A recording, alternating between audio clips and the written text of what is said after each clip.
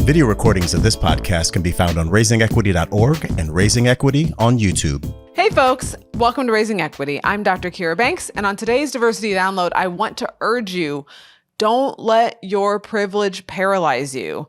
I'm seeing, as I'm working with organizations, folks who are in positions of power in terms of their identity. So a dominant identity. You might not feel powerful or feel dominant, but an identity that gets to shape the norms, the values, the way things are within an organization and society, right? So for example, I work at a Jesuit institution. The dominant identity there is being Jesuit, being Catholic, being Christian. And it's not that they want to exclude others, but that's the identity that shapes the norms, the values, the holidays, the calendar, right? And so if they want to be intentionally inclusive, they have to acknowledge how they take up space and be intentional about creating space for their faith traditions. So I just give that as an example because sometimes when people hear dominant identity, they think, well, I'm not dominant. I'm nice to everyone. It's not about being nice. It's about your identity being able to create the rules and set the way things are. So what's important, once you're willing to acknowledge the different ways in your identity that you have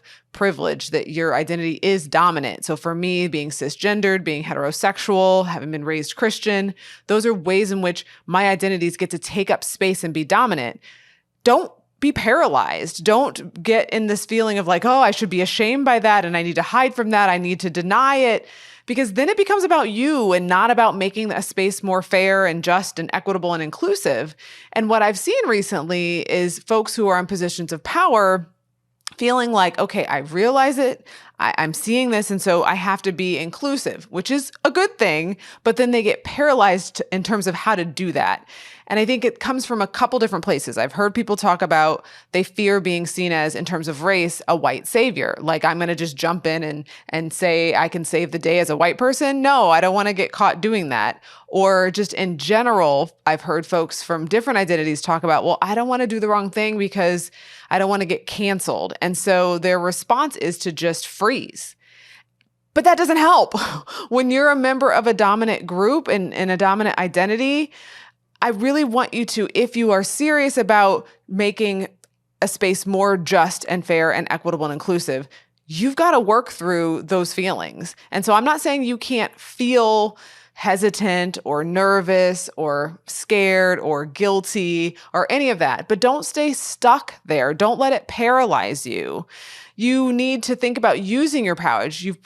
Power and privilege. You've probably heard me say leverage your privilege because I actually think we can learn from the places we have privilege, recognize how we have it, and leverage that to give other folks access and opportunity. So a quick example, I was working with an organization and there was a person in position of power who had several dominant identities.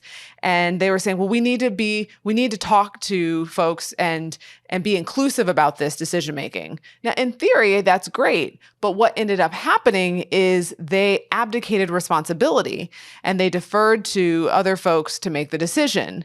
And what ended up happening is the folks that they deferred to were frustrated because they felt like, well, wait, you're the one who's getting paid to make the decision, but you're making us make it. You're deferring to us.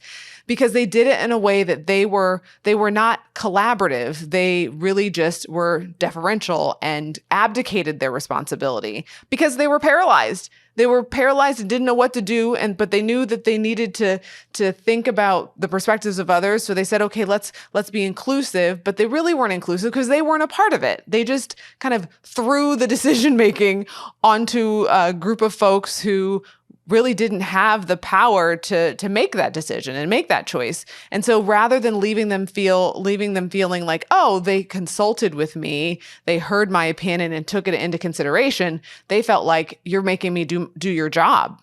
Right? And so this is really about the quality of the relationship as you recognize that you might have power and privilege in the landscape of your identities and seek to be someone who's in a position of power that is collaborative, that is inclusive, that can take feedback. You want to make sure that you really do also keep yourself in the decision-making process and not simply put the decision-making onto other folks and keep the power, right? You really do want to think about being truly collaborative and you being a part of the process as well. So I want to just say, I think it's important for you to think about how you take feedback and model being open to making mistakes, right? So it might feel like you're paralyzed and scared, but keep moving and maybe even voice. I realize that I want our decision-making to be more collaborative and that I need to work to hear what people's perspectives are. I still want to take responsibility and be accountable for the positional power that I have. And so you can model taking feedback, asking for it, being non-defensive. You can model making a mistake and saying, you know what, I thought this might have been the way to go, or I didn't leave enough time in this process to be inclusive. Let's recalibrate.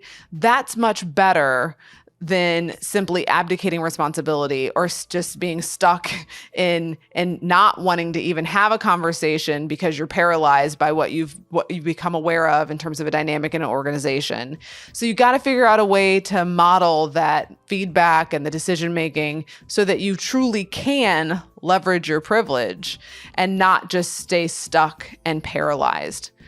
That's a thought that came to me as I was working with a client today. Thought I would share it quickly. Hope it resonates with someone as you navigate what it means to be aware, more self-aware of yourself, but then also aware of the positional power that you have in an organization as a leader. You want to be a leader that not only has the personal awareness, but also the institutional and structural awareness that you have to be a part of the decision-making process, but also model it being a truly inclusive process. I hope you look for me on the socials. I'm on Instagram and Facebook at DrKira Banks, on Twitter, Kira Banks. Thanks for joining me on Raising Equity.